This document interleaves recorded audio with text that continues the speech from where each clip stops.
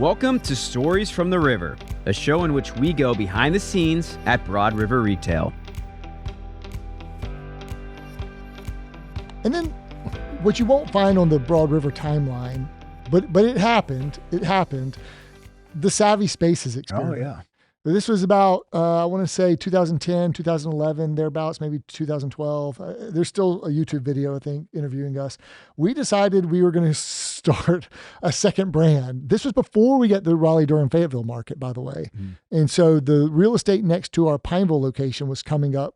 And we thought this was a great, we didn't want a furniture liquidator selling Ashley to open next to us. So part defensive strategy, but also we thought, hey, we can create a second brand and we'll have some fun with it, some joy. And it didn't quite work out the way we expected. We learned a lot, but it didn't quite work out the way we expected. Yeah. I mean, I think we always knew going in, there was a risk that it would fail.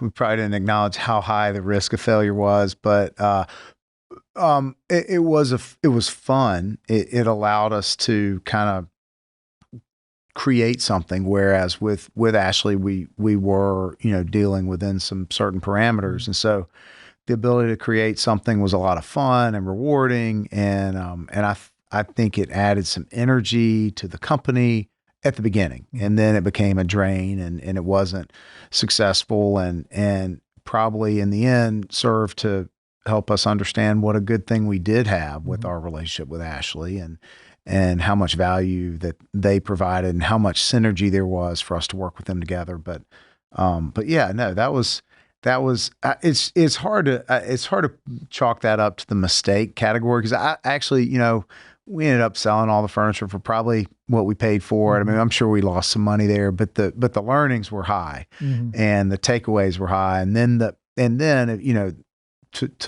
to go back and say, all right, that may have been where we coined the phrase that focus is a finite resource and hey, let's get focused on what we do best. And so it was, I wouldn't undo it, Well, it was about, we opened a second store in Smith Corners because we had I almost forgot about that. Yeah, no, we had that one I would undo. I think I talked you into that one. Yeah. Well, we had excess inventory and it was really cheap rent. Smith Corners probably is not the best location to pop open a store, but we did. Here's what I remember. The name was great. People loved the name. Yeah. I think it was high style, low price. Yeah. And the logo was great. I don't think we appreciated that it was going to double our work, even though it was one little small store and then two. It would double or more than double our workload. And we weren't prepared on the back end with operations. It would more than double it on operations because with Ashley, even though we're flowing a lot more product, you're managing like 20 plus vendors. At Market, where you're just shopping one vendor, now you're shopping 20 or 30 vendors. So Market became a lot longer. Advertising meetings became a lot longer. Customer delays. You're bringing some stuff in on the West Coast and from some of these vendors, we love what this brand looks like.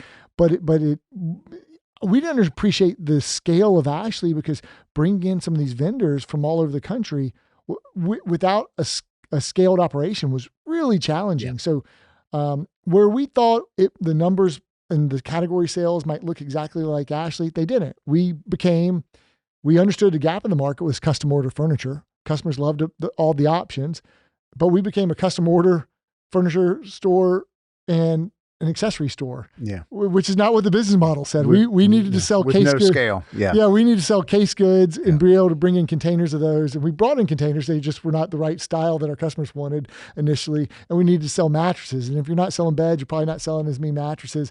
And so the numbers didn't work and there were delays.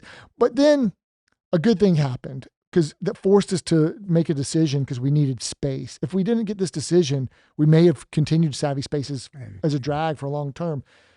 There was a High Point meeting. We were in competition. The previous licensee was struggling in the Raleigh-Durham-Fayetteville market, and we were in competition. We thought that we were the natural selection for this, but we didn't realize how competitive it was. People wanted Raleigh-Durham. Maybe that was our naivety. Maybe we should have realized that.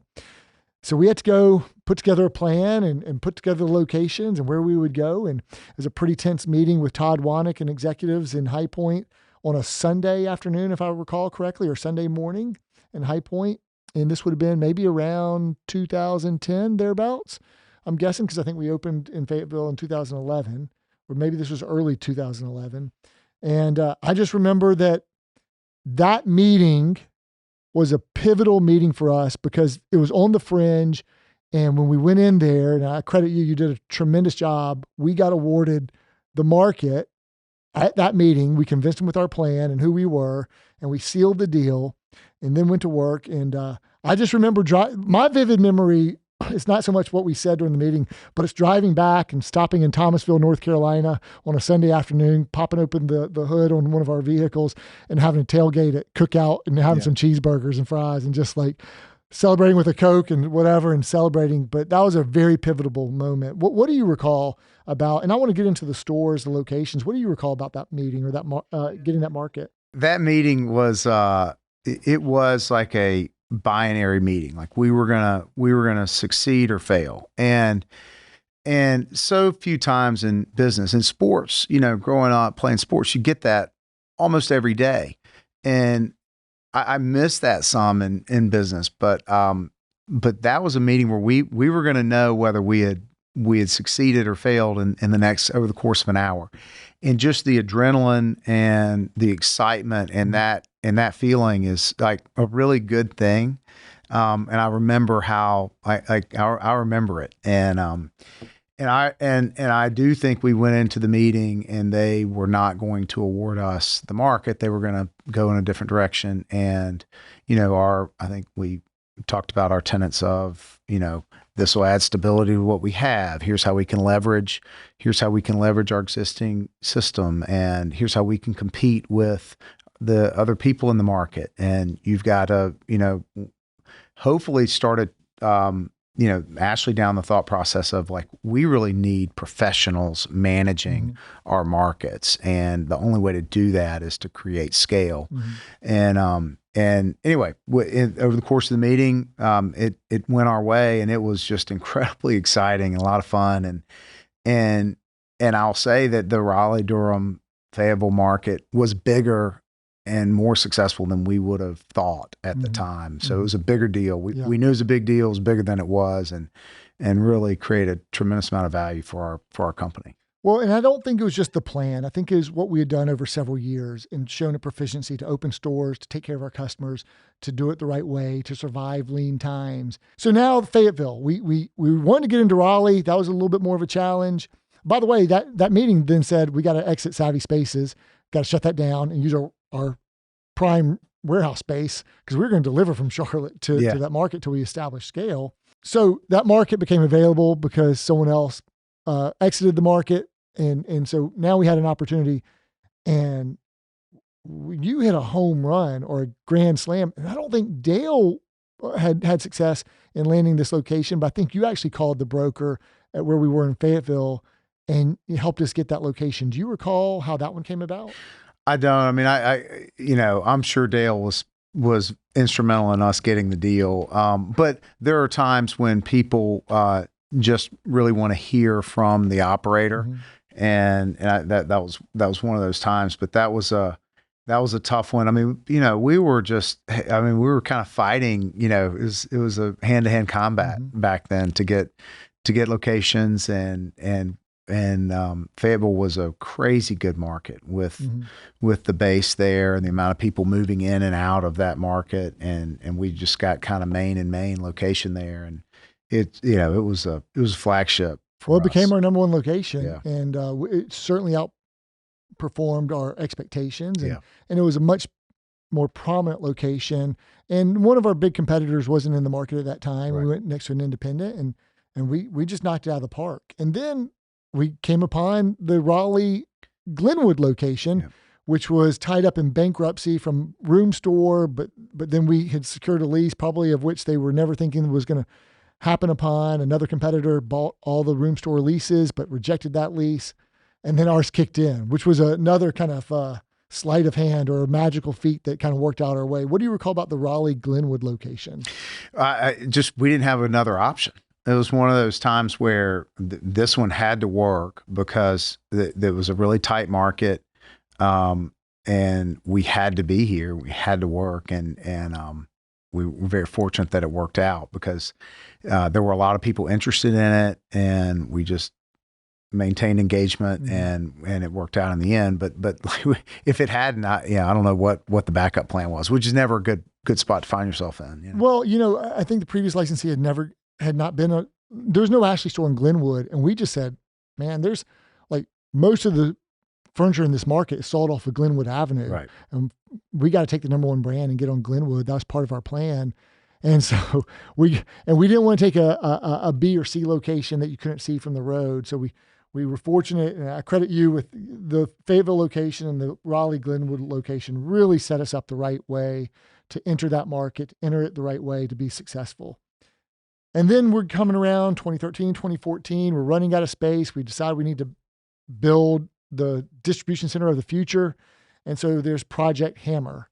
And you decided the right way to approach it would be maybe to partner with the Keith Corporation. And so we did a joint venture with that group. And why did we choose South Carolina? We looked at a few different areas, some in Charlotte, and then we ended up in York County, across the border at the Carowinds exit in South Carolina.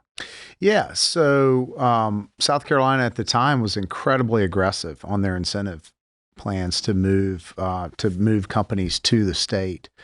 And Nikki Haley was the governor at the time, and she was very business focused, and put a package together that was really compelling.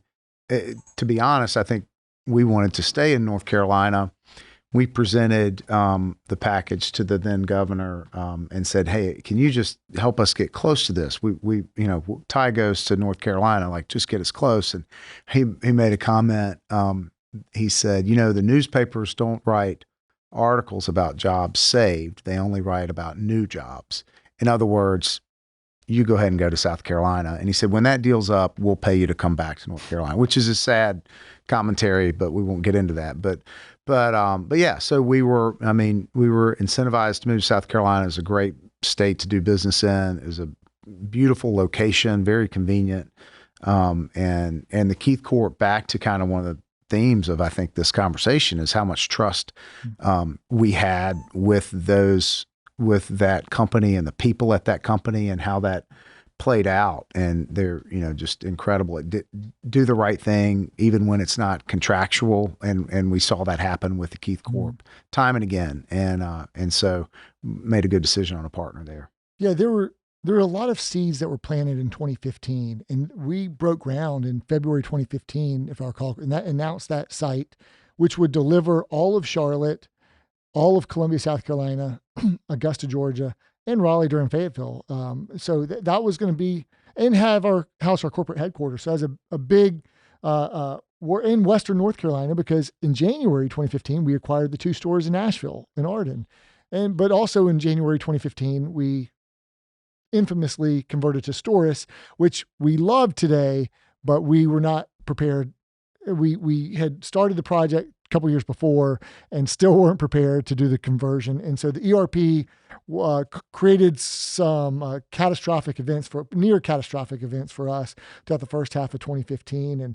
And one of the things, we had the true up of our customer deposits and the banking relationship that failed with SunTrust, and a lot of self-inflicted gunshot wounds. We don't have to replay those unless you want to get into any of the first half of 2015.